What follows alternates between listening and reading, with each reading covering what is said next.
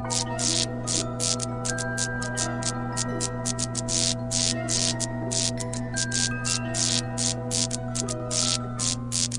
guys, welcome back to another episode of the Ghostoul Podcast. Just to like to say before we start this episode, thank you so much for the recent subscribers. You guys are awesome. The comments, the views, they're all going up. So that is what we like. It's a small podcast, but we're growing week by week, and I really, really appreciate it.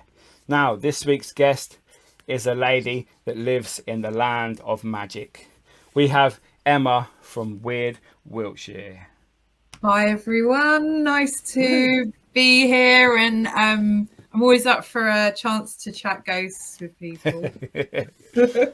So how are you, Emma? Yeah, good, thank you. It's autumn is upon us, isn't it? It is, isn't it? Yeah. We were just chatting before we started recording. The rain today, but it's got that sort of atmosphere going on at the moment, hasn't it? The spooky season and all that. Yeah, it's definitely like someone turned a switch on. Yeah. If you're going to see anything going on, it's going to be this month, right? Well, that's what we're led to believe anyway. Yeah, so they say. So for the people watching and listening for possibly don't know who you are, could you just give us a quick little rundown of who you are and what you do? That'd be great. Yeah, sure. So my name's Emma. I live in Wiltshire, and I've had a lifelong love of the strange and unusual and anything sort of weird. And I'm a writer by trade, and obviously one of my little side gig is my blog, which is Weird Wiltshire, and I write about anything that takes my fancy, but stories from Wiltshire, all of the old tales, folklore, history, paranormal, but sometimes I go outside of Wiltshire if something sort of sparks my interest. So that's where you can find me, weird-wiltshire.co.uk. Thank you so much. So we're going to start with how you got interested, how you got started in your writing, your website, your interest in the paranormal. Where did it all begin? Okay, so like many of us, it comes from childhood. So I come from a family, I credit my nan with starting this off. She used to work in a pub. And I remember when I was about 8 years old, they always used to talk about old Blind George. And I remember being absolutely terrified, but also like really, really fascinated by it. And then there's those books that a lot of us had, the Osborne one. Yeah. I've actually some of them I've started rebuying just for good memories. And I still open them up and go, oh, I remember that picture or that story. So I think it was that sort of stuff. And then my family, like having weird experiences and talking about ghost stories and anything I would hear, I'd be sort of hooked to. So that sort of stayed with me through my adult life, but I've never done much about it. And like I say, I'm a writer by trade. And to earn money, I write really boring stuff like websites and articles for the historical building trade. But I realised when COVID hit, I wasn't actually writing anything for my own fun or my own enjoyment. Yeah. And we all thought at the start of that period, I'm going to have loads of free time to do all these creative things. And yeah, sure, some people did. I ended up homeschooling and working. So there was no free time really. But at that point, I'd already had in my mind, I'm going to start a blog and I'm going to devote it to ghosts. And I live in Wiltshire. I've been here for decades. And I thought there's not a lot out there that concentrates on the weirdness of Wiltshire. So that's where it all started. And it's sort of 4.5 years later, it's sort of snowballed on. And here I am sitting on a podcast chatting with you. Sounds perfect. Yeah. So have you ever thought about, obviously you write for your blog, etc. Do you ever think that you've not written a book, have you? I've got one in progress, so I'm just about nice. to tout it around some agents, but it's in conjunction with my brother, who's an artist. It's actually a kid's book. Oh, okay. So I'm not going to say anything more at the moment, but it's obviously about ghosts. And so that I'm hoping someone might like it and pick it up. But I do also think there is a space in the market for a Weird Wiltshire book. So that's also on my very extensive to-do list. I was going to say, yeah, would you sort of expand your website and turn it into a book? That was going to be my next question. I think basically. because you have books that are dedicated to like haunted Britain, you have haunted Liverpool, all these sort of areas. You have like histories of tales and things like that in different areas of the country, and they sell and they're very popular. And I think, especially with Wiltshire, how mystical and magical it is, I think it could be something that you could, put your claim on.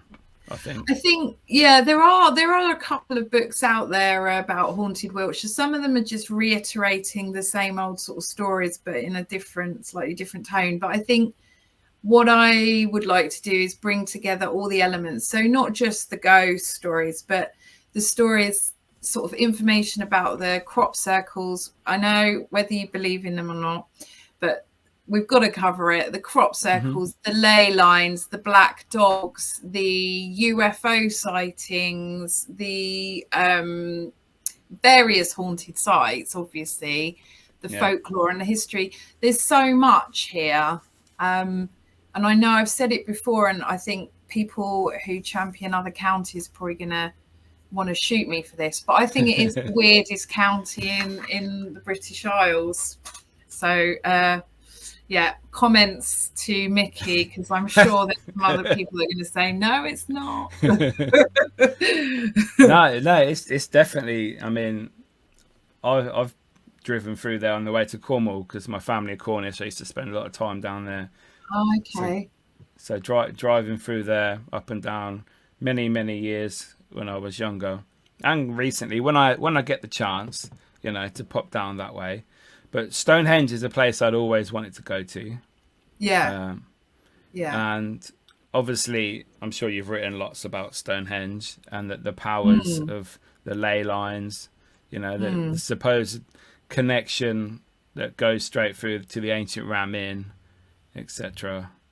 What's your thoughts on the ley lines and the powers that they sort of have on the atmosphere and the surrounding phenomena? There's definitely something going on, isn't there? And I think the thing is, there's an awful lot of people out there with awful lot of theories, and they could be right, they could be wrong, but we don't really know. We don't understand energies, and we don't understand what happens to us after we die. We don't know yet if we've got a soul or not. And I think the thing is, we've got to be, if you are closed-minded about this stuff, we're never going to get anywhere. So these people put these theories out there, and I'm not sure I necessarily believe in them all, but I'm open to hearing about them. And ley lines is probably one of those said theories. But it is very weird that these lines cross so many different sites. And in Wiltshire, you've got these very ancient sites like Stonehenge connected to Avebury, and then it goes off to sort of Windmill Hill. There's so many different connections. And there does seem to be something in the earth in Wiltshire. And interestingly, there is a theory out there that perhaps it's nothing to do with sort of ley lines as such, but because it's to do with the sort of geology and the chalk aquifers and the water that's under the land, that perhaps that moves the energy about. So I suppose that is kind of ley line related.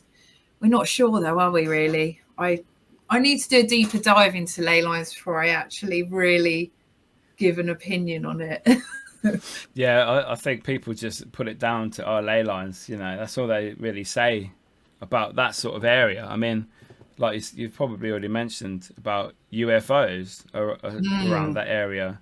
Maybe the ley lines draw the alien. Do we call them aliens? The visitors. That's a good one. Visitors. Do they draw the visitors in? Is there something that they want from the natural earth, you know, the power that they see, or can maybe tell that there is power within that sort of I mean, area. really interestingly, so one of the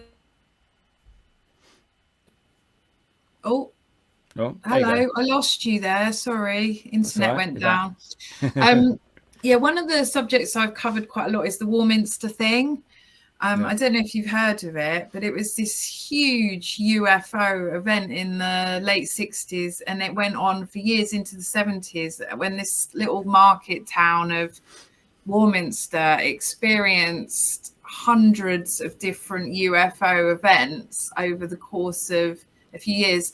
And people used to go up on the local hills and skywatch at the weekends. And it was almost this, like, it was partly, I was interested in it because of the social history as well, because it's back in the old groovy old 60s, and these people come from far and wide to sit up on Clay Hill and Cradle Hill at the weekend looking for stuff. But what I did do this year is, so they call themselves the old timers, but those that were up there in the early 70s, if they're still around and still able, they meet up on a bank holiday Monday, the bank holiday weekend in August, the Saturday night, and they still go up onto Cradle Hill. So I went up there this year to meet them and see what was going on. Yeah, and now the thing is, they actually presented a really interesting theory. They said they'd sat up there for nights on end and not really seen much, or you'd see lights in the sky, but there's a lot of explanations. And I did say to the guys, like, why Warminster though? And they said, are they attracted because it's a massive army area? So across Wiltshire, you've got Salisbury Plain, this huge 25 by 10 mile stretch of land that's used for the military. If we've got visitors coming in, are they coming near to Warminster because they're attracted by the strange military goings on? I suppose. So it could be something like that, that's not ley line related or mystic. Are they attracted to places where they're seeing a lot of strange and unusual lights? And actually the problem with Warminster now and being up on that hill is we did see a lot of strange lights that night, but they're army flares, they're tanks, they're things just, you can't say, oh, that's a UFO, because it's probably something to do with the military. But anyway, back in the 60s and 70s, all these events were happening and the military were involved, and they did discount about a third of them, but a lot of the things they didn't discount at all. So Warminster, Wiltshire itself, apart from all the other stuff, is a massive UFO sort of hotspot. Probably on a par with like Rendlesham Forest and that sort of area, I'd say. So it's interesting. Yeah, I'd love to go like sky watching, looking for UFOs. No, I didn't know. Cold. I could imagine it is. Obviously, I've heard of there's apparently a mountain in Wales where people go to. I hadn't heard of the Wiltshire one though that you just mentioned. So that's closer than Wales. So yeah, I'll have to send you a link. And, yeah, you know, perhaps one bank holiday, August bank holiday, if you're not about, we'll head up there again. And I've got to say, I didn't last that long. It started raining by about 11 p.m. and the skies were clouded, so we were all like, everyone gave up and went home. But it's nice to go and meet like-minded people, though. I can imagine that it is nice if it's a nice clear sky at night time, no rain, no real cloud. I bet it looks amazing. And I mean, we all see things in the sky at night. Now, are they aliens, UFOs, like you said about the UFOs visiting the army base? Some people do say that the military have planes that we don't know about. You know, maybe they are just coming back to the base. You know, I suppose if you don't see them land, you don't know, do you? There's a lot of secrets out there, aren't there? So it's really hard to kind of know what you're up against if you don't know what's going on. Human-made sort of mysteries, I guess. Yeah, we're never going to know the truth, are we? I don't think. No, much like the ghost thing. So I always say to people, like, I've got theories about what they are. I do believe but I'm not Okay. sure. I call myself a skeptical believer. So, Yeah. because there's a lot of crap out there. Sorry, I shouldn't say that word. That's There's a right. lot of stuff out there that's fake. And there's also a lot that our brains interpret. But there's also so much stuff that you can't ignore, that just isn't quite right. And yeah, I guess my one true thing when I'm arguing with the true skeptics and the scientists and stuff, I say, haha, we're only going to know when we actually go across that rainbow bridge ourselves. And I'll be waiting there and I'll give you a wave and say, see, I was right. do you think it's like an unwritten law that you're not supposed to find out until your time has come and you get the chance to pass over? But then, because you also get these people that Yeah. have like had accidents, they've technically died, been brought back to life, and they say they see the light, they see family members, old Yeah. pets. I mean, Yeah. are they just dreaming that? Are they dreaming it because we've sort of told that this is what happens, and we're subconsciously creating that image in our head, or does it really happen? Yeah. Yeah, it's a really interesting thought. Are we not supposed to know? I hadn't really thought about whether the information is actually being kept from us for a reason. But funnily enough, Can our minds, no. cope with that information as well? Yeah, maybe it's too much for us, or it's just we're not ready to know yet. But the whole sort of light and tunnel thing, funnily enough, I wouldn't actually be sat here today because my nan, the one I was talking to you about earlier, she had one of those experiences, and it was before my mum was born, and she lost a baby and she actually died. And she recounted this story to us of being pulled up this tunnel to a white light, and she felt very peaceful and she knew she was going. And then she heard her mum's voice go, "It's not your time yet, Annie, go back." And then boom, she was back in her body, and that was it. My mum tells the story that she suddenly was alive, and she carried on living until she was sort of 94. So is that just her brain playing tricks on her, or was she going and then she got told, no, you're not supposed to be here yet? I don't know. Can't say. I find that fascinating. I wouldn't love to find out because it means something bad's happened to me. But unless you come back. Well, yeah, I still wouldn't sort of want to die first because there'd probably be a lot of pain in that. Yeah, that's true. I don't like pain. No, not who does. No, but there are a lot of people like your nan that have had stories like this. I mean, is everybody lying? That's what I think. There has got to be some sort of. I mean, like you say, there's lots of people that are skeptics. Oh, they're all closed-minded. That's not paranormal. There's no afterlife, etc. I just think that if you open your mind up just a little bit to the possibilities of something, just because science hasn't defined it yet, who's to say they're not going to? And when they do, what are they going to say then? I mean, yeah, that's the thing. Just because you haven't proven it yet doesn't mean there's not an answer out there. And also the true skeptics, while they're busy saying, because ultimately you can say any experience you have is all down to your brain, whether that be your eyes or infrasound or whatever. It's the way your brain interprets stuff. Yeah. But if there really, really are true skeptics, why are they still looking at the subject? Because surely they're wasting their time just putting it out there. And again, another controversial opinion possibly. Why keep looking? If you believe there's absolutely no chance of another side or an afterlife, why are you in this business, so to speak? They must have a little chink of like, maybe, what if? Maybe one day they're just hoping to find that one thing, that one experience that they can't disprove. I mean, it is good, fair play to them. It is good to be skeptical. We can't believe everything we see and hear, but I think sometimes people go too far over to one side, and it works both ways for believers as well as skeptics. You've got to sort of be in the middle, and if something happens, you need to try and figure out, is this natural? Is this really a spirit or a ghost? You know, someone from the other side. Yeah. You know. Yeah, I think it's good to have a little bit of both sides in your mind when you're looking at these subjects. But ultimately, if nothing else, even if you're not looking for whether it's true or not, everyone loves a good ghost story, don't they?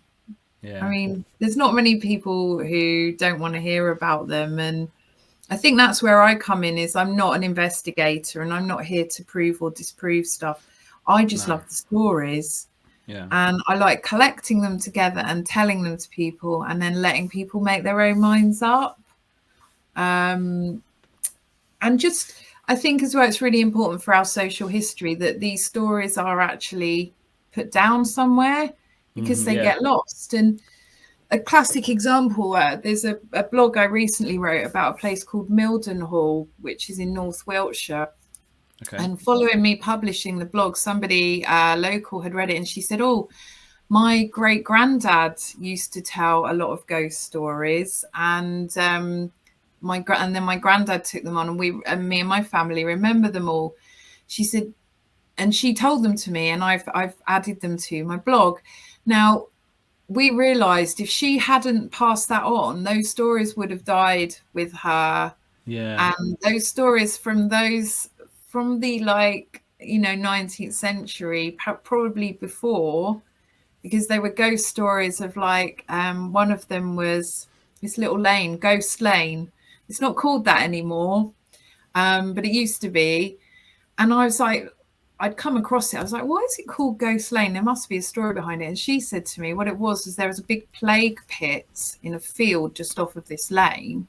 Okay. And the story was that these people used to rise from the plague pit and go and knock on the villager's door, and they used to walk along this lane. Hence it got its name, Ghost Lane. Oh, wow. So, see, that story would have disappeared because that's now just a bridal way and nobody else knows the story. So we've got it written down. We've got it recorded forevermore. And if anyone wants to read it, obviously have a look on the blog. Little plug there, I like that. Yeah, well, it's just more information, you know.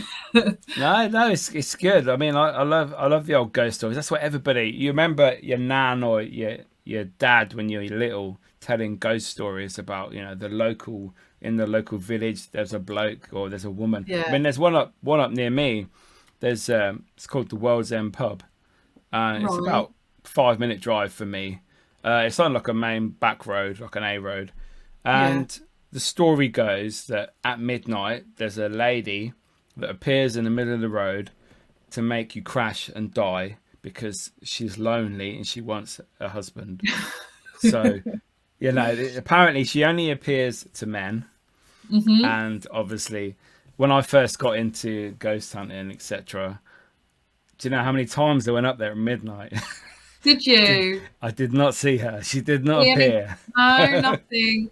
No, you know. Yeah, that's a classic one, isn't it? That's exactly the sort of thing I mean. And if we don't talk about it and retell these stories, because in our modern age, there's no more like sitting around the fire of an evening and telling ghost stories. I suppose we're here on a podcast talking about them, or writing them down on a blog or in a book, or making YouTube videos. So it's kind of like the modern version of passing these stories on, but it's really important that we record them so they don't get lost.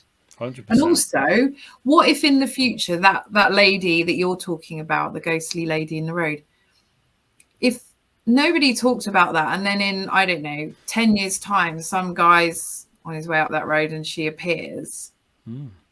There's no history to it. What if she's appeared several times and we haven't written it down? Then there's never gonna be a pattern, is there? Exactly. Yeah. So it's good that we're out there, like keeping it all going, whether it's true or not. But there is, I don't know about you, but I do think that actually if you're gonna see a ghost, it's when you least expect it. Mm-hmm. Yeah. It's not gonna happen when you want it to. Have you actually seen any apparitions that have convinced you? Oh, so they do appear when you want them to as well. I wouldn't say. I've been on Or not. investigations Yeah. when most of them have appeared. I mean, my old house I used to live in, we had a child. When I first moved in, there was, when was it? 2011, I think it was. And my children were only like 4 and 5, if that. Mm. And what it was, my daughter would have her bed covers being pulled off of her, and the Oh, curtains keep opening. And my son said that he would wake up in the night and see a man standing in the corner of his bedroom. oh, that's terrifying. Yeah, so I got a local witch called Penny. She came out to bless my house, Yeah. and like using crystals and spells, etc. Yeah. And she said that in my kitchen it was very dark and there was like something bad in there. Oh, And right. but she didn't put like a protection crystal in that room. Mm. I mean, nothing really happened in my kitchen, but over the years, my taps would in my bathroom and my bath would suddenly turn on full pelt. It happened Really? a few times Oh. over one summer in particular, and we'd all be downstairs in the living room and you could hear it upstairs, and we all Mm. look at each other if there's no one upstairs. We're all here, and Yeah. it's not like pressure release of a tap on the bath. It was like 7 turns of Right. the cold tap. I mean, that's weird. And Yeah. also, How do you explain that? I mean, You can't, and can you? any plumbers, maybe they'll say we left it on, but it's suddenly you could hear the What, of the water coming several out. times you left it on, and that then, if it's happened Exactly, more than once. But Mm. also along that landing there, you would hear like children talking. So many times I've been in the bathroom, and I hear "Daddy" in a girl's voice, thinking it was my daughter. So when I Yeah. finished in the bathroom, I go into her bedroom, and she'd be fast asleep. And my Yeah. son at the time also heard his name called a few times. So Yeah. It's I'd seen black people, not black people, but like black silhouettes, black yeah. figures walking down my stairs. Quite often I'd be in the living room and I'd look over and there's someone walking up the stairs. And I'm like, wow. And in That's the so. end, Yeah. I go do lots of weird stuff. It doesn't surprise me that I brought loads of things home with me. I imagine, you know. Oh, so you So, think it was your own fault then? oh yeah, I think I added to the issue at the time because the taps started happening in the bathroom when we lost the crystal that was on top of the cabinet, and then suddenly Right. all of the strange voices and the taps coming on started to happen. So I mean, is that a coincidence? I'm sure some skeptics would say it was something to do with bad plumbing, a build-up of Mm. pressure. I don't know, but I think the thing is though, if it was just taps, you could possibly blame it on plumbing or something like that. But when you've got voices and hmm taps and shadows and your kid having her bedclothes pulled off, which by the way is the most chilling thing I think could ever happen. yeah, And that's when you've got to look at it as a whole, and say maybe you've got something going on in your house. And it's not always a dark thing. Maybe they're trying to get your no, attention for some reason, or they've got a no. message. I, I I don't think know. I mean it didn't bother me. My kids grew up with it. They've got a weird dad, and Yeah. I go off to these weird places. So I used to take them out ghost hunting with me as well.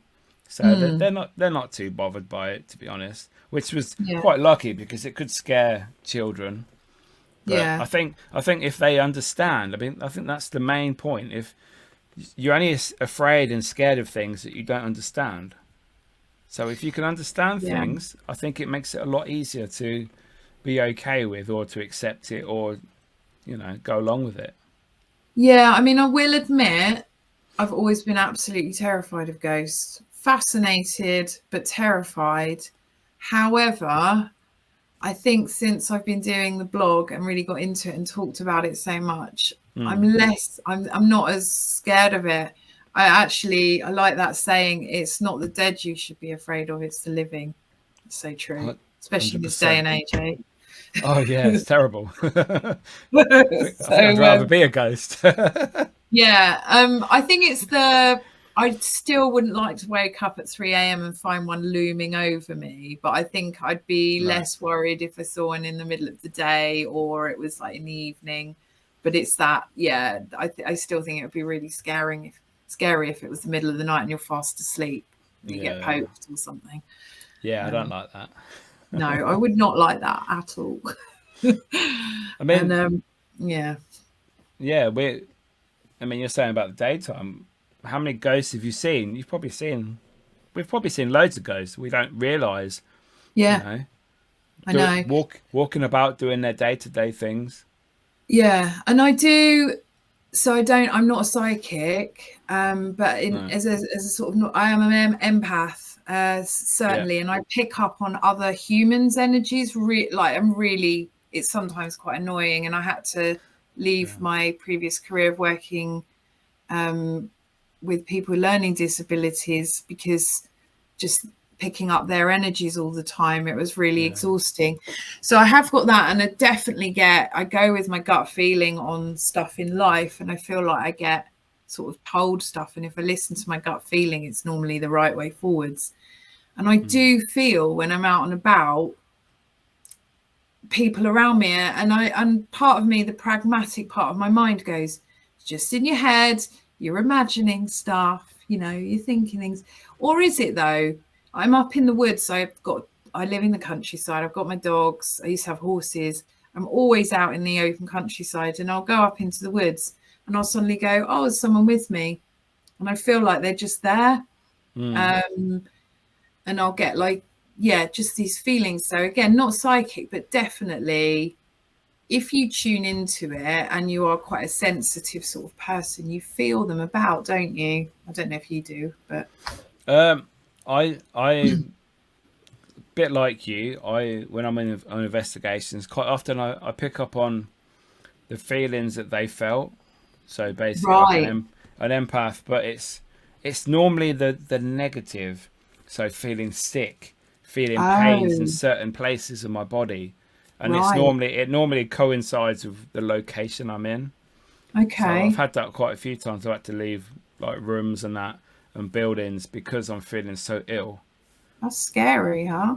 Yeah, but then again, that's why I'm there. I'm there to experience things, not only on equipment, not only to hear and see things, but if they're going to let me feel maybe what happened to them, how they were feeling when they were last alive, then I've got to embrace that, really.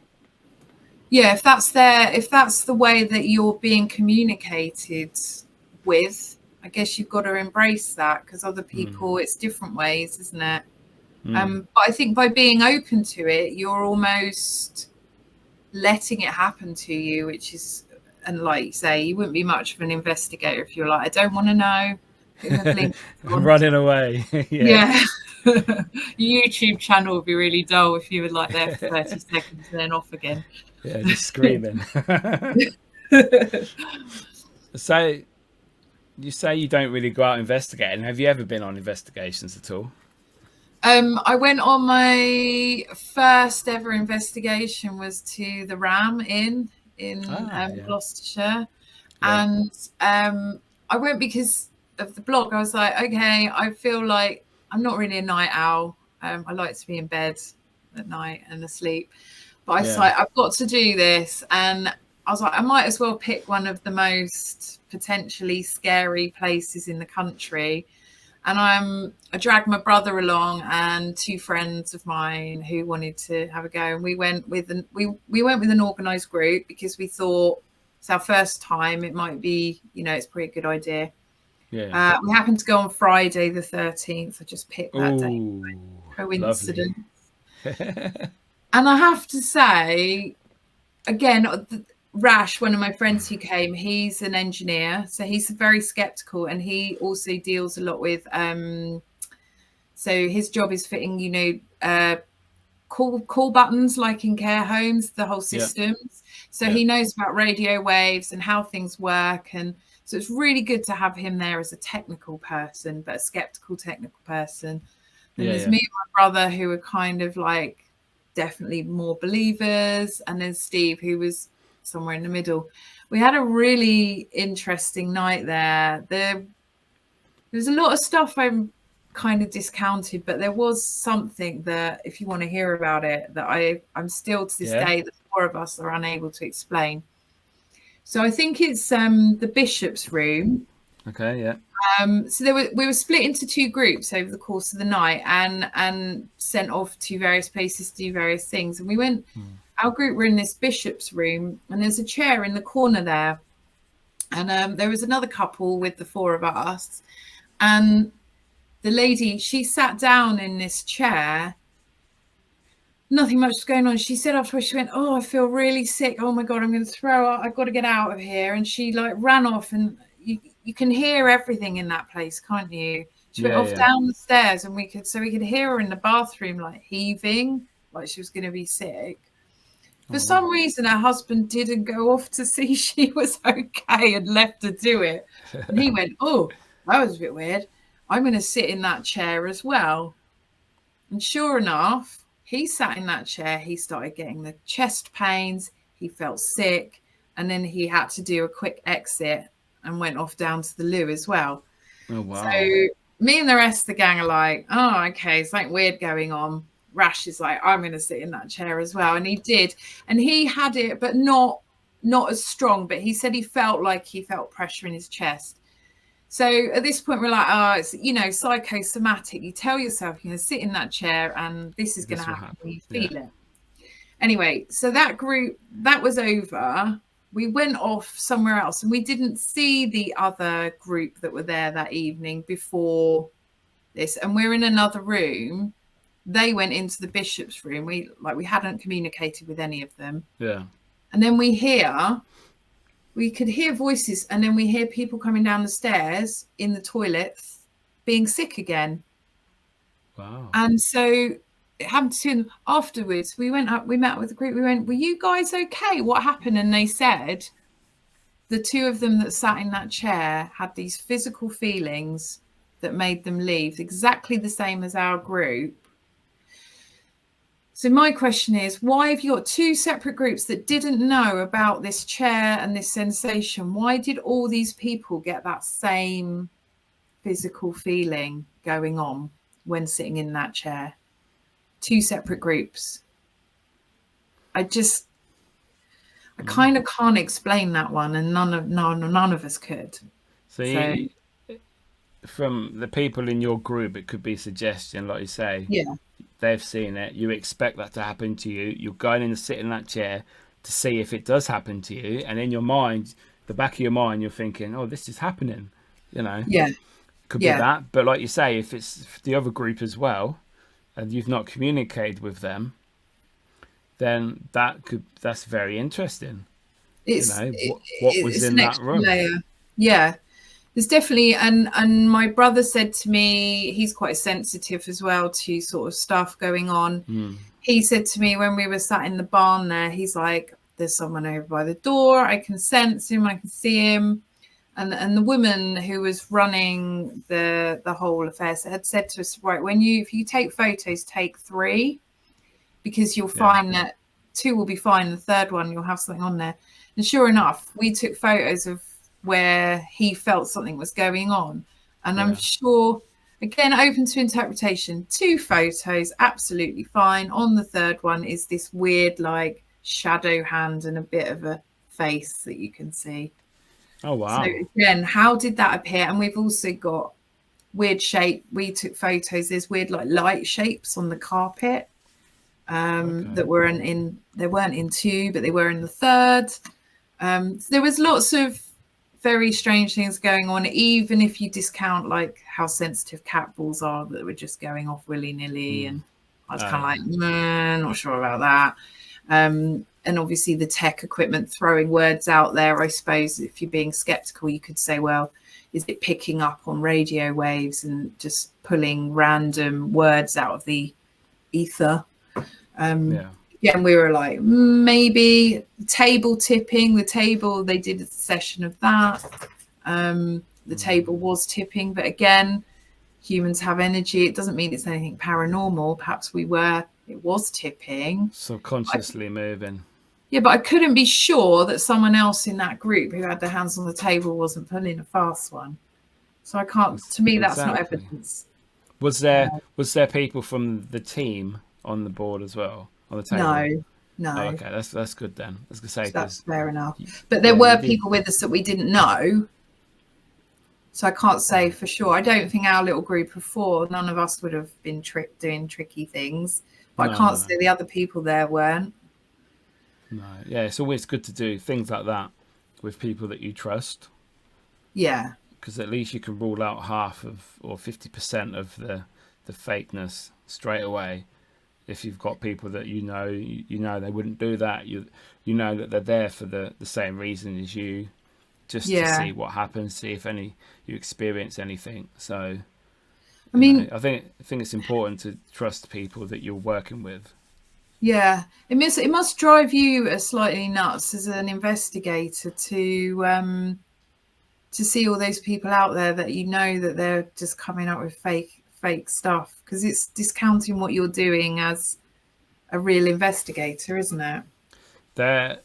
A lot of them are on public events. Now, I do have lots of friends that run public events, and I've been on their events, and from what I've seen, they are honest and truthful, because you can spot fakeness. You can spot when things are going to happen, because you just know that, say like table tipping, if they use one of them little flimsy pop-up tables, you know that you can breathe on them and they'll move. So you just you don't trust them. Ouija boards, sometimes people are so desperate to get a message, they will subconsciously move it to the letters, to the numbers, to create their answer that they're desperate for. Dowsing is a similar thing. I've had a go at that myself, and I realized that just the slightest micro tip of your finger that you don't realize you're doing, and it will swing. I'm not saying that dowsing doesn't work, because when it's going wildly left and right or whatever, that's quite strange, but it is also very easy to misinterpret it, I think. Yes, and pendulums as well. Again, something that you can manipulate with your own human body. A heartbeat can move it, can't it? Really? Yeah. And there are people that I've done it before when I've used the pendulum when I first started back in 2008, and you can have it spinning, and in your mind you can tell it to stop, and it stops. Now I don't know how it does that, but it's quite easy.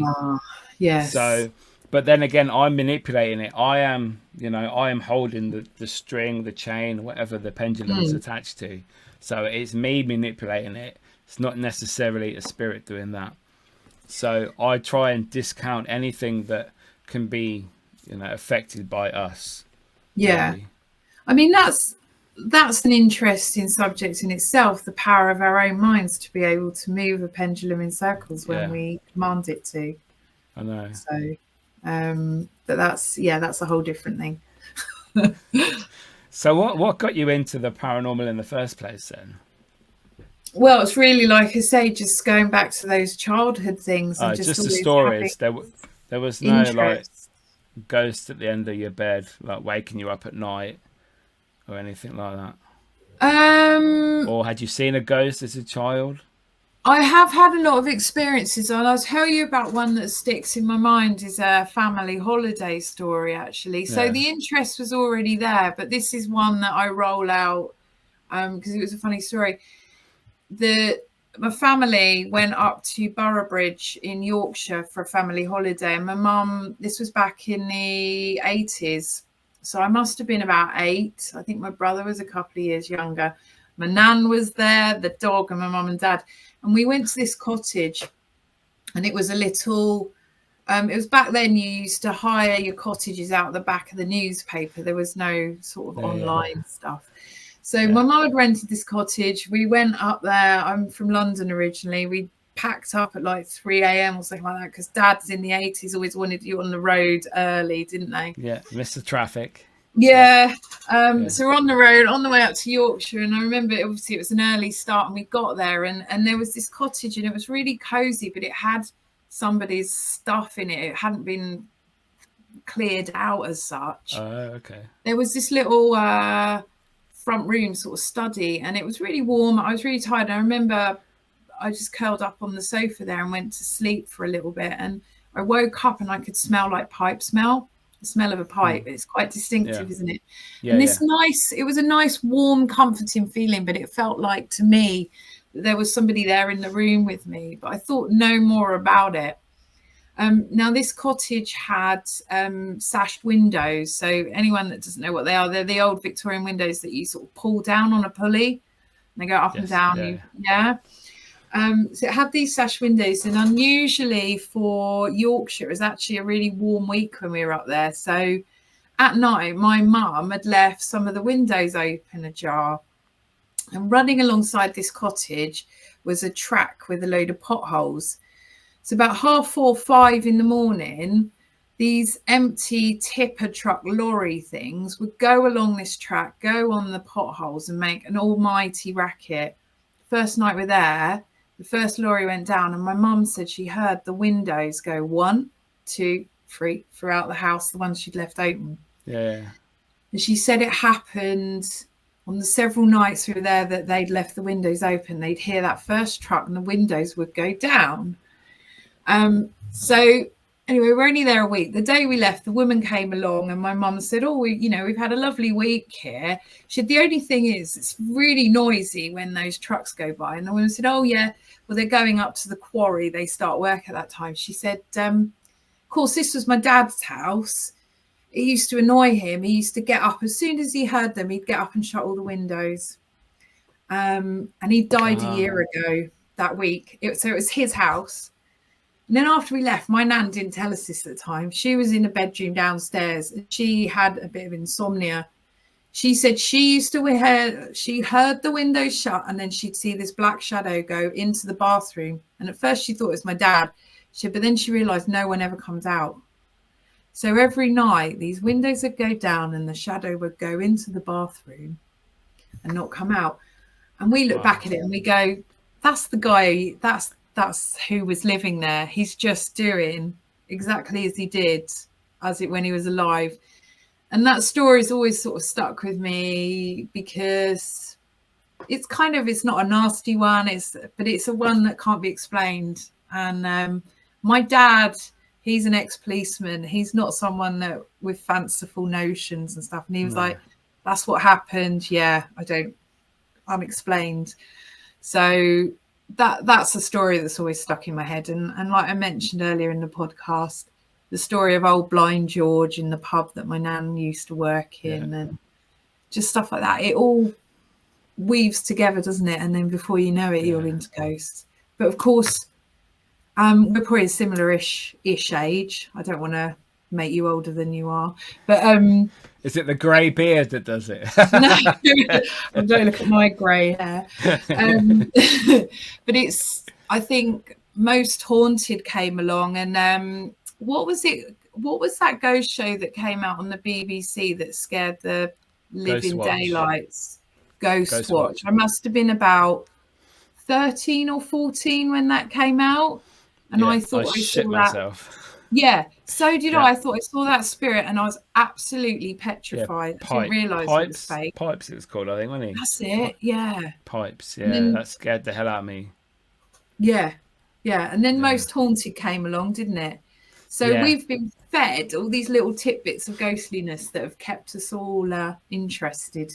And now with the internet, it's blown up, hasn't it?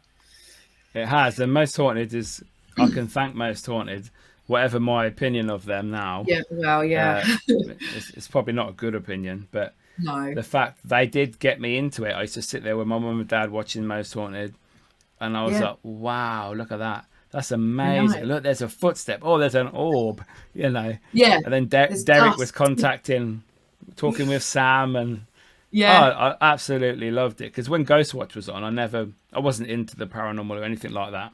Okay. So, but when Most Haunted hit, that's when it sparked my interest.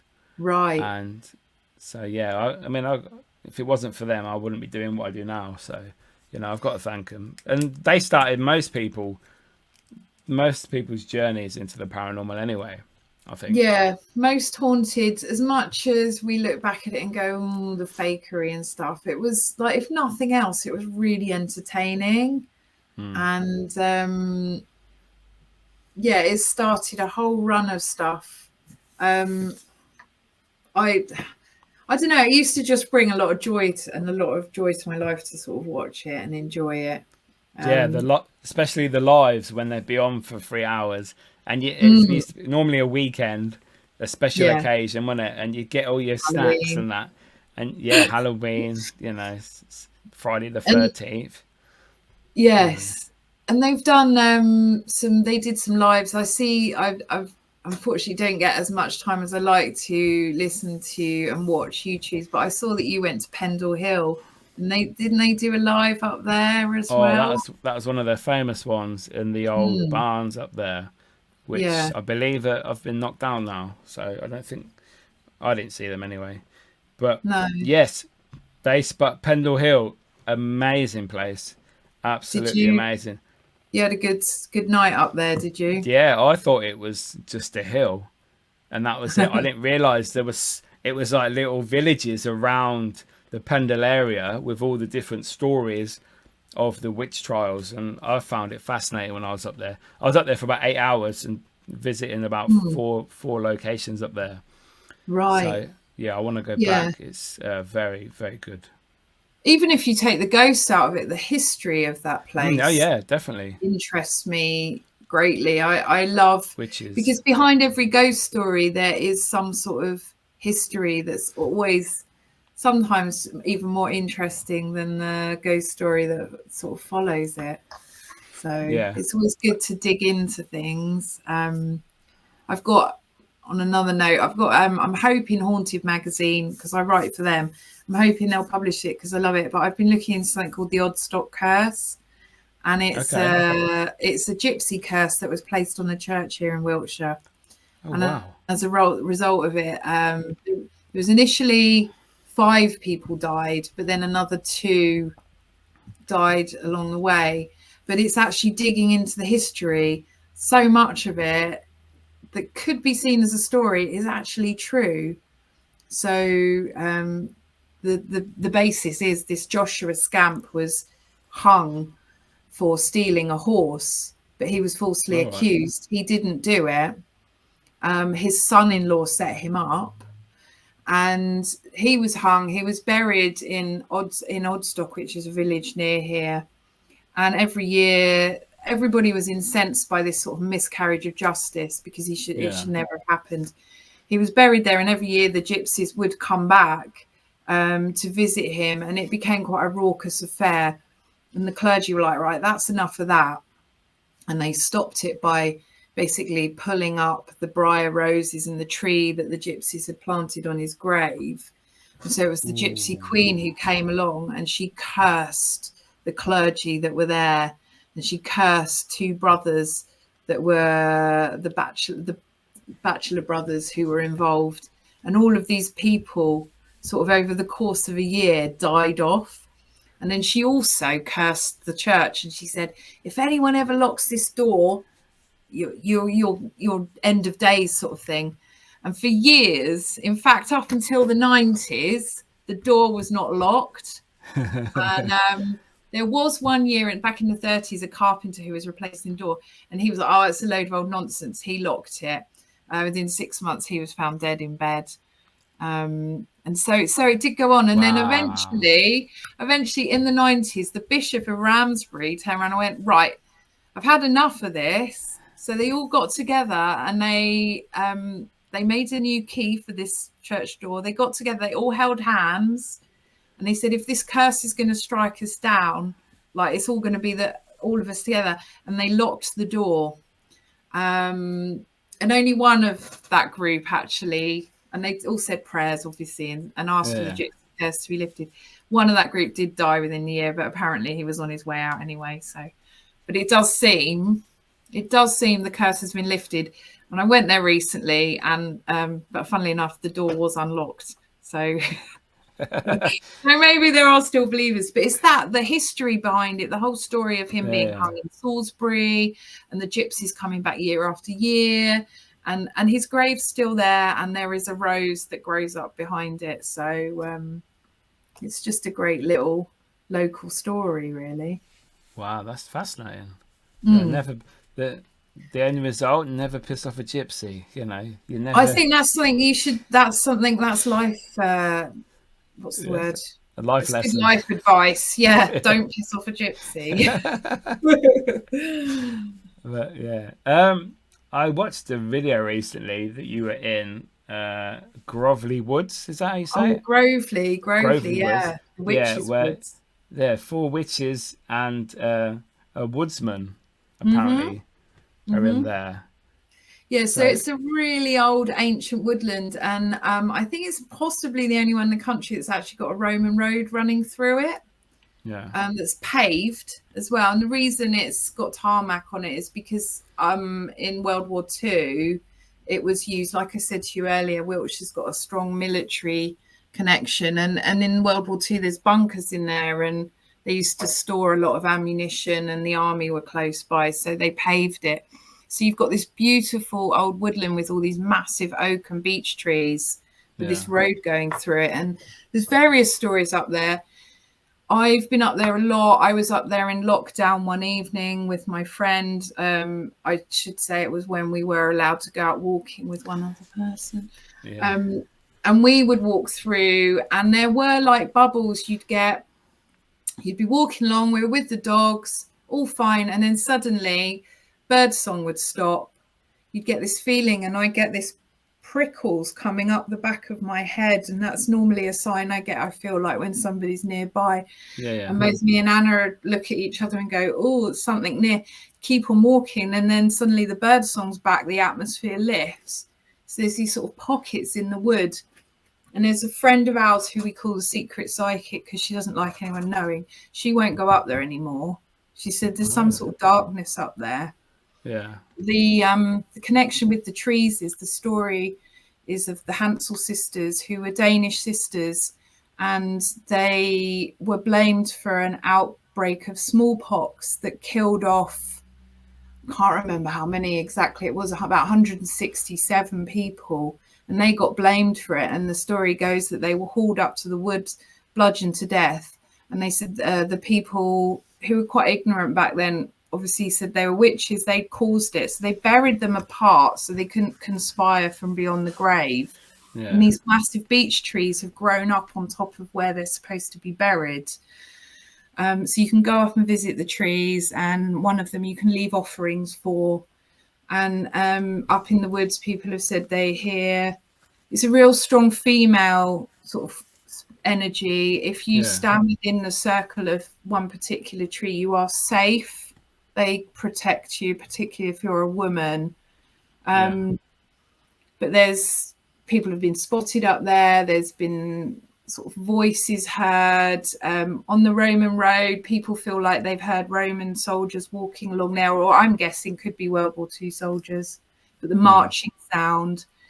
But once I published this blog, I had a lady called Abby get in touch with me, and she said when she was a teenager, her and some friends had camped up there. They had a little fire.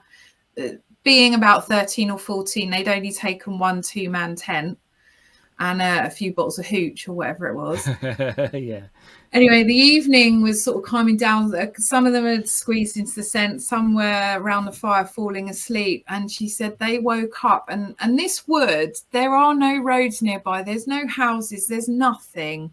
They could hear this ethereal singing. And she said she's a classical musical trained person. She could tell it was like a folk, almost an old folk song sort of sound. And they said it was just outside. It wasn't far away from them, outside the circle of light that the fire was throwing. It was about 2 a.m, and they all woke up and were like, what is that? And it went on. And she said it seemed like ages at the time, but it probably wasn't. And this singing stopped, and nobody went back to sleep after that. And they sort of laughed and joked it off. But actually, when they still talk about it to these days, about hearing this woman's singing. And she said she kind of feels like, and we discussed it, that maybe it's that, again, that energy up there of sort of protective energy. So if there's something dark in the woods, maybe if these 4 Hansel sisters are still up there, that they step in to stop that darkness coming around the living. I don't know. It's a really interesting place. And the woodsman, he was either, the story is he was either an artist who was up there doing watercolors, or he was up there poaching, not an artist at all, but he was accidentally shot in the woods.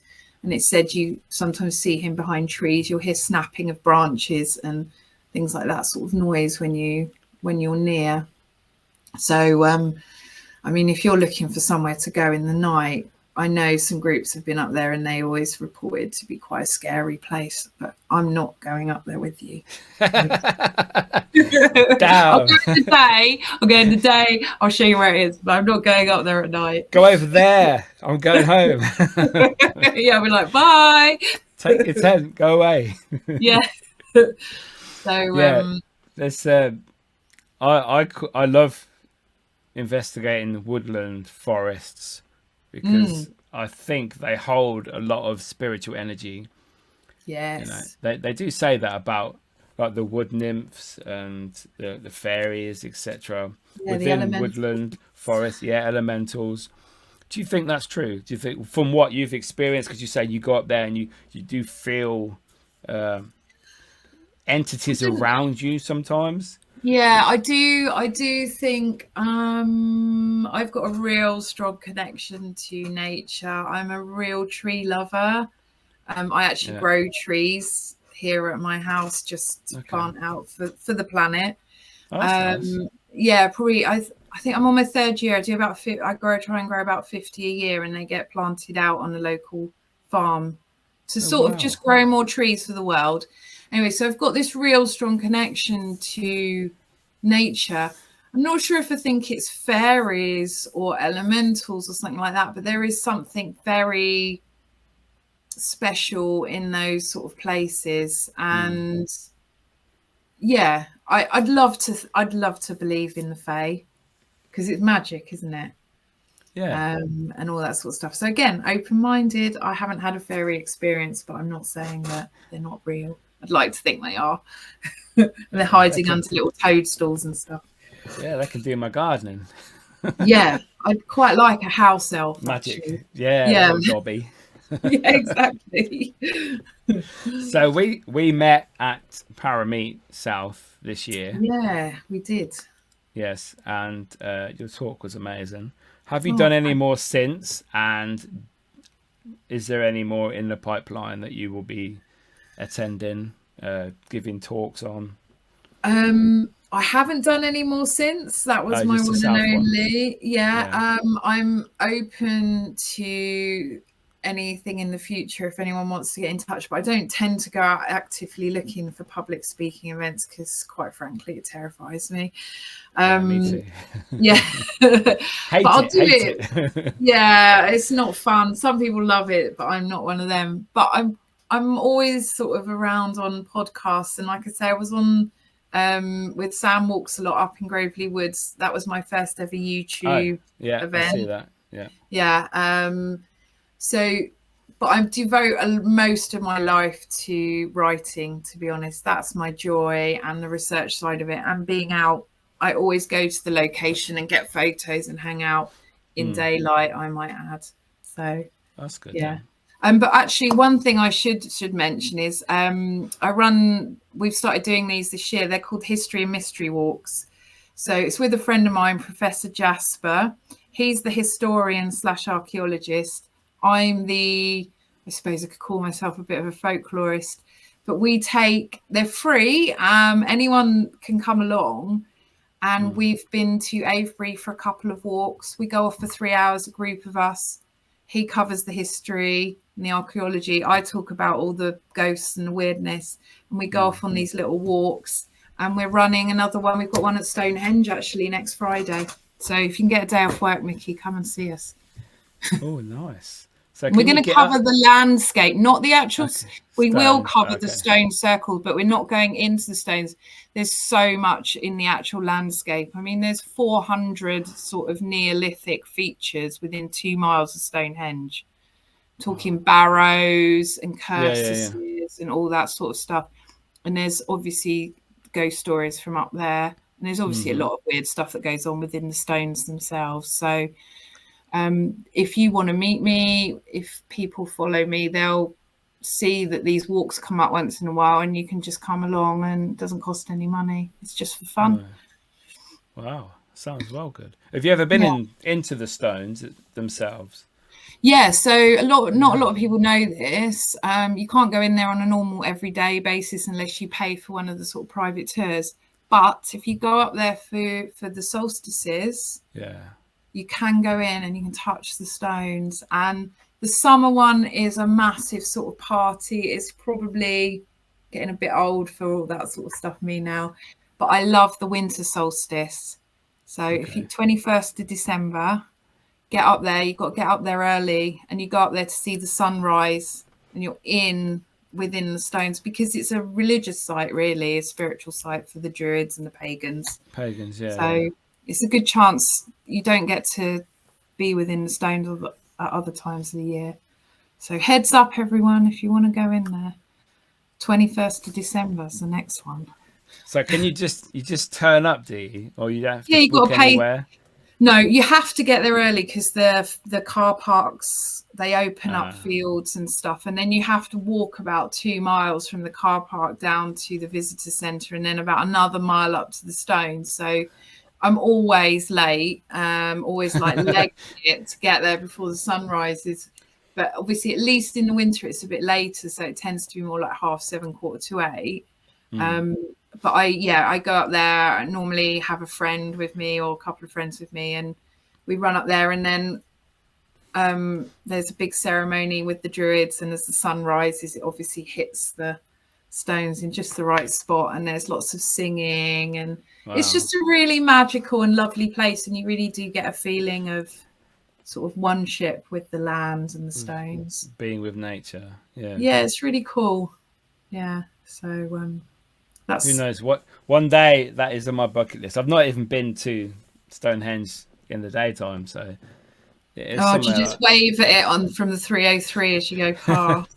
the little rocks on the hill. Yeah, I mean, at least they've cancelled this stupid tunnel, so at least we can still keep. I know it's heavy on the traffic, but we can still see it as we drive past, because they were going to bury the road, weren't they? To stop people being able to see it. But that's been cancelled by Labour. Wow, Labour did one thing right then. That's okay then. Oh, listen, within about 2 days of being in power, they were like, that Stonehenge Road tunnel is going, because that was a Tory party special. Anyway, we better not go into politics. No, we don't do politics on this show. But that is one good thing. They've stopped the tunnel. Yay. So obviously you write stories about locations, ghost stories, etc. Is there any that you've read or heard about that you think are false, are fake, have been fabricated? All of them, I think. I mean, a lot of them, when you really start digging into the history, there's like a grain of truth. But then over time, it gets embellished, bits put onto it. It's a bit like Chinese whispers. So, we were talking about the Ram Inn earlier. I wrote about that. I did a delve into the history. And there's a great long list of supposed ghosts haunting that building. But there's absolutely, for example, no connection whatsoever with monks in that area. The nearest sort of monastery was about 4 or 5 miles away. It's not as old as people say it is. So historically, if you look at the English, the listing for it, I can't remember what they say, but it's about it's not 11th century, it's 15th century. Oh wow! So, it's on the outside it says 10 something, doesn't it? It's a lie. So it's had. Because I said to you earlier, I work within the historic building trade. There's been building archaeologists have looked specifically at that building, and he's dated it. Ship's timbers. Then there's no ship's timbers in there. It's just old timber, and it's not 11th or 10th century either. So you've got to kind of I think the thing is, the guy John who used to own that building was probably quite a lonesome guy. Yeah. And he liked people coming in and spending the night with him. So he created a lot of the stories that are maybe there. I'm not saying it's not haunted, because like I said, I had a weird evening there myself. Yeah. I think we've all got to possibly just be a little bit open-minded about what we're being told. So it's not 5,000-year-old pagan burial site then? No, well, there's obviously, they did find bodies buried in there, but who came up with the idea it was pagan? Don't know. That's what John used to tell me. Exactly. I'll investigate there a few times with John. Well, not with him, but he was in the building before he sat. Yeah. So before he sadly deteriorated and had to go into a care home. Yeah. And one night I was there with a friend of mine, and we'd been speaking to his daughter Caroline in the daytime with John at the Ram. Then we went up to the local pub for some dinner. Yeah. We had a truckload of equipment to take in the Ram. We come down maybe 7 o'clock, 8 o'clock. And we knock on the door, and John's like, "Who are you?" And it's like, "You're right, John, we're here to take our stuff up, etc." It's like, what are you doing here? Obviously, dementia had started, unfortunately. Okay. And it's like, we were here earlier. You made us a cup of tea. We spoke to Caroline, your daughter Caroline. It's like, oh, okay. And he did let us in, thankfully. Otherwise, we were going to have to ring Caroline up.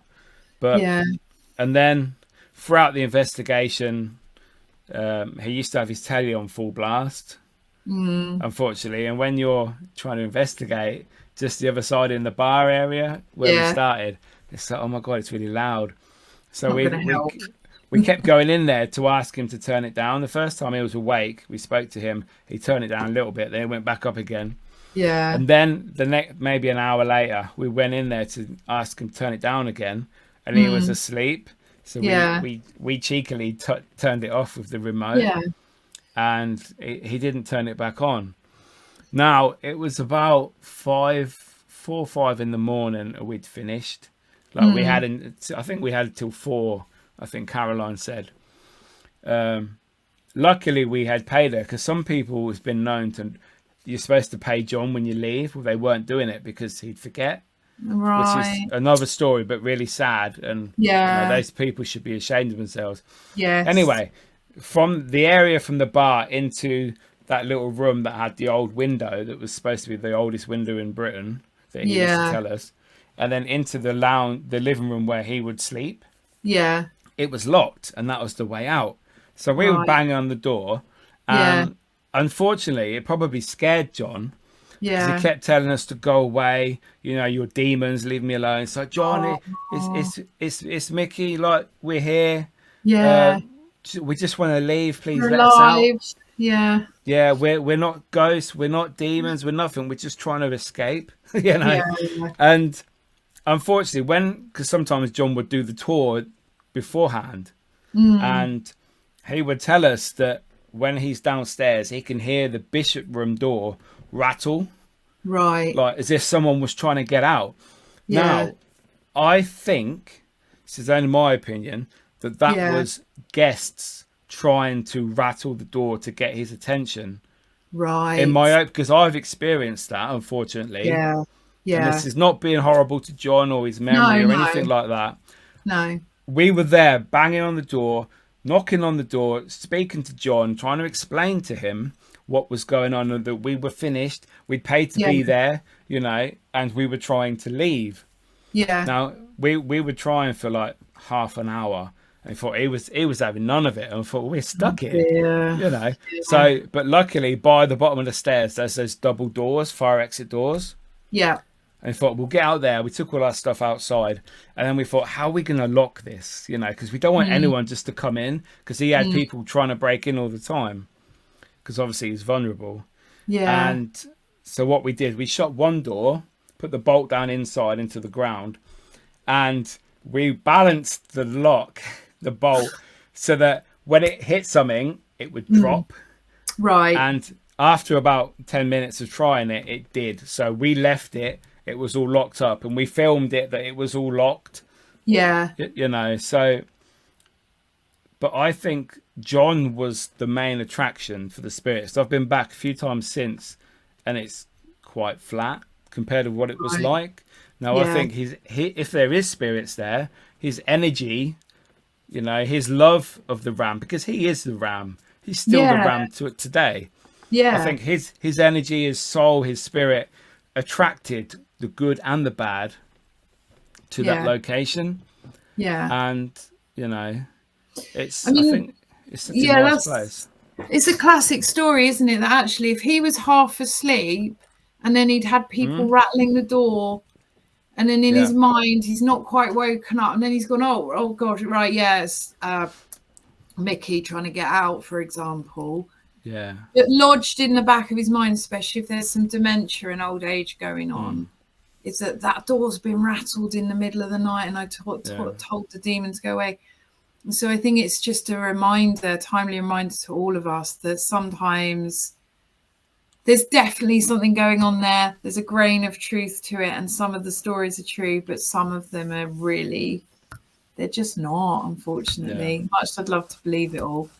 And I think that's the same for all of the locations that we might cover as sort of enthusiasts, I suppose. Yeah. So is there any places maybe in Wiltshire that you haven't visited or written about in your blog, or any that you'd really like to but haven't managed to get there yet? I could show you, reach across my desk and show you my book where I write down all of the places that I want to go to. Oh wow, it's a few then. And I've also got behind me this huge bookshelf, because I've collected, I spent ages online, any old books on folklore, history, like particularly the old ones. I get them if they're Wiltshire related. Yeah. And there's a series, this lady, she's called Kathleen Wiltshire, just by coincidence. Oh wow. And she wrote 3 books back in the 70s, and she went round to places like the Women's Institute, the Darby and Jones Club, and she collected all these little tidbits of information. And again, this ties into what I was saying earlier. If she hadn't written them down, these wouldn't be around anymore. No. So sometimes when I've like, oh, what shall I write about? Or I might look in there, and it will, a little bit of a 2-line story will set me off down a rabbit hole of research, and I'll come up and uncovering all sorts of stuff. So I don't think I'm going to run out of stuff in Wiltshire anytime soon. But what's on the cards? Actually, my next blog is not a Wiltshire one. It's Bury Pomeroy Castle in Devon. I don't know if you've heard of that. I've heard of that, yeah. Never been there, though. I've been 3 times just because I love an old castle ruins. But there's an awful lot of, well, there's stories related to it, but there's an awful lot of weird photos. If you just Google it, that I need to sort of sift through. Lots of figures, and again, some of them are mist or reflections, but there's so many for that location, and it's got a lot of creepy old historical stories. So yeah, but that's not actually Wiltshire. But I'm going to be busy writing about Wiltshire for the foreseeable future. That's good. Yeah, I'm not going to run out of stuff. Pick up your home county. Yeah, and the other thing is, of course, is I really love people's personal stories. Yeah. So it's not about location, but people get in touch with me and say, oh, I've seen a ghost, this happened to me. So I try and mix it up on the blog, and I really love it when people tell me a story, and then I can dig into the history of that area, and we try and piece the story together and come up with something, and then present it, and people can make their own minds up about what they think about it afterwards. Oh, that's good. So I've got a couple of questions left for you. Now, sure. This is normally a bucket list location for an investigator, but we're going to sort of change it here. Where would you like to go in the world to visit and write about on your blog? Ooh. Where anywhere in the world, any story, it could be paranormal related, okay. It could be I can answer spiritually. Let's go. Yeah. Okay, New Orleans. Okay. I am going to go there, and I want to cover the whole city. There's such a history to that place. It's weird. It's wonderful. It's obviously got really good music as well. I've wanted to go there for years. I love the whole sort of Black history of the place. So the kind of, I know it's a horrible history, but the fact that it was so rich, it was, a French area, but also the slaves that were there, the stories that were related to it, the graveyards. There's a house there. I can't remember what it's called. Loretta House, maybe something like that. Yeah, I know that. The voodoo lady. Yeah, and she did terrible things. I mean, I'm not saying I'd probably visit it, but I wouldn't want to. Yes, very, very famous. I couldn't tell you what it is off the tip of my tongue at the moment, but I think it was also covered in American Horror Story TV series as well. She was in that. Yeah, it's really famous, but I think just the whole city has something to it that I just need to go. I've always had a pull to want to go there, and I've actually got what I call my America fund going at the moment. I'm tucking money away, and when I'm 50, I'm going with my old mates that I used to go to college with. We're going to go out to Florida for a week, and I've already said, right, I'm tagging on a few days. I'm going to go to New Orleans. So there you go. That's my location, bucket list location number one. Nice. What about you? My bucket list, I would like to go to the Enfield House. Okay. To see if there's any truth. I mean, the families that have lived there since the famous case back in the 60s. Yeah. They do say that there's been nothing, but from what I believe, they've all been like very godly families. So they may not believe. I don't know. I just want to step foot into the Enfield House, because no one's ever done it yet. Right. And maybe you'll have to buy it when it next comes on the market. It could be. You could do like a conjuring house and then buy it and then rent it out to paranormal teams and make a killing, but not live there. Yeah. That's what I'd love to do that. It's a bit nearer than my place, isn't it? As well? But I also have another one, which is the Island of the Dolls in Mexico. Oh, okay. Yeah. Because I have haunted doll collection and I love all that side of the paranormal, and I saw Ghost Adventures went there, and it's just so creepy. That's like my heaven, my weird heaven. It's like real life horror show, isn't it? All those horrible dolls hanging up in the trees. Very old ones, broken. Yeah, love it. Don't invite me there, please. Don't you want a 4-hour boat ride on a little Mexican in the water? Half the fact, I blooming hate dolls and I hate clowns and I hate masks. I don't like any of that stuff. No. So we're going to finish with any plans for Halloween. What's your normal yearly Halloween? What's it like? What do you do? Well, I've got kids and they're just about in that they're a teen and a tween. So my eldest is actually going out trick-or-treating on his own this year with his mates. Nice. Yeah. But my daughter still wants to be accompanied. So kind of as much as I'd like to go off on and do something else, I'll probably be going trick-or-treating around our village. But where we live, there is a really cool, so we've got a swimming pool and it's all run by volunteers. And to raise money, they do a haunted house thing. So like a horror installation. And you'd think for a little village, it'd be really crap, but it's really good. But I only went in it once because my friend made me, and she said she heard me screaming from the road because I'm a bit... I said to you earlier, didn't I? I don't like horror. I'm actually scared of ghosts. And they were like jump scaring. But I think my daughter said she wants to go and try it this year if I go with her again. So that's So that's probably going to be my Halloween. Probably do some pumpkin carving because I like to get creative.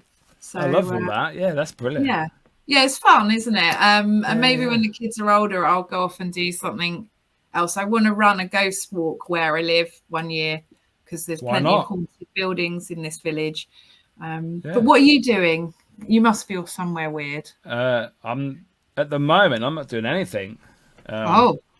No, to be fair, I it's very rare I do anything on Halloween. Okay.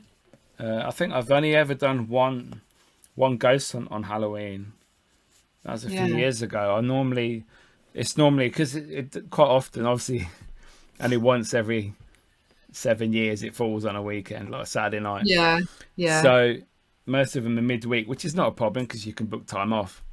But I normally do things like the weekend before or possibly afterwards.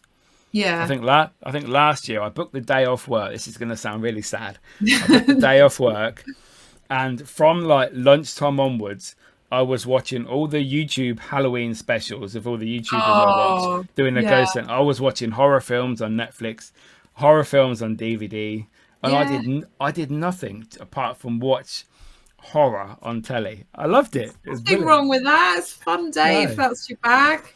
I mean, I might save a little Help My House is Haunted to watch in the evening or something like that. Yeah. So I quite like their program.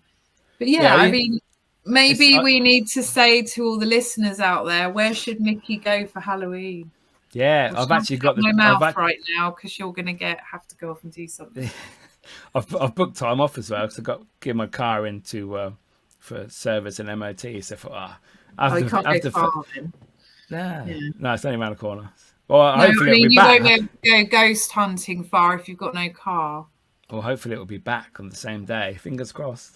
Yeah. Oh, yeah. I know. It's always that terrifying time of year, isn't it? That phone call is, your car's ready, or we found this problem.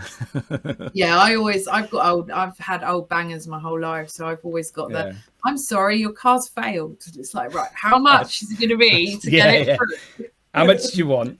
Yeah. But yeah, I used to go trick or treating with my kids. I used to love it. Get a big flask of coffee, just walk around the local area with their bags, getting all the sweets and stuff. I used to love all that. My kids are old now, so they do stuff with their mates and stuff. So it's not as fun, but I had my time with them, so I've got memories and that. I always think with trick or treating, it's like a really good way to get free sweets to keep them going up till Christmas. Yeah. So we go out and do that. Yeah, buckets of the stuff comes home. Yeah, it's good, isn't it? Yeah. But yeah, thank you so much, Emma, for joining me this evening. It's been an awesome chat. It's just flown by. Yeah, it's been a joy. Thank you. Yeah. Thanks for inviting me on. That's perfectly fine. If you just want to let people know where they can find you on your socials, that'd be great. Yeah, I'm not on a lot of socials, but I am on, I refuse to call it X, it's Twitter. So you can find my handle at Weird Wilts blog, but the Weird capital W, Wilts capital W and a capital B for blog. But the other place obviously is weird-wiltshire.co.uk. And if you can't find me on Twitter, you can find links through there. I'm on Blue Sky as well now, actually. So again, I'd go via the website though. What's Blue Sky? Well, it's the new social that's it's kind of the guy who used to own Twitter has set it up. Jack Dorsey, is it? So it's kind of like Twitter, apparently how it used to be in the old days without all the MAGA crowd. Okay. So it's kind of different, but a similar format. But I'm not on Insta or Facebook or anything like that, I'm afraid. Okay. I have to check that out, I think. Blue Sky, yeah. Join us. Join us. The new generation. Yeah, the new Twitter. Right. So again, thank you so much, Emma, for joining me. It's been awesome. Yeah. Thanks again, Mickey, and happy Halloween. Happy Halloween to you too. Have a good one. Cheers. So there you go, guys. Wow, Emma was an awesome guest. She knows so much about Wiltshire. Go take a visit. Go find her in the woods somewhere. In the daytime, though, because she won't go at night. And yeah, go check out her blog. Like she said, she told you where to go. And look out for a book in the future. I'm sure she'll sort that. So yeah, guys, thank you so much for watching. It's been an honor this episode. Loved it. Absolutely loved it. Please go and subscribe to the YouTube channel. This really helps me out, helps the algorithm. Go follow the Instagram page. And yeah, I will see you next week with another awesome guest. See you later.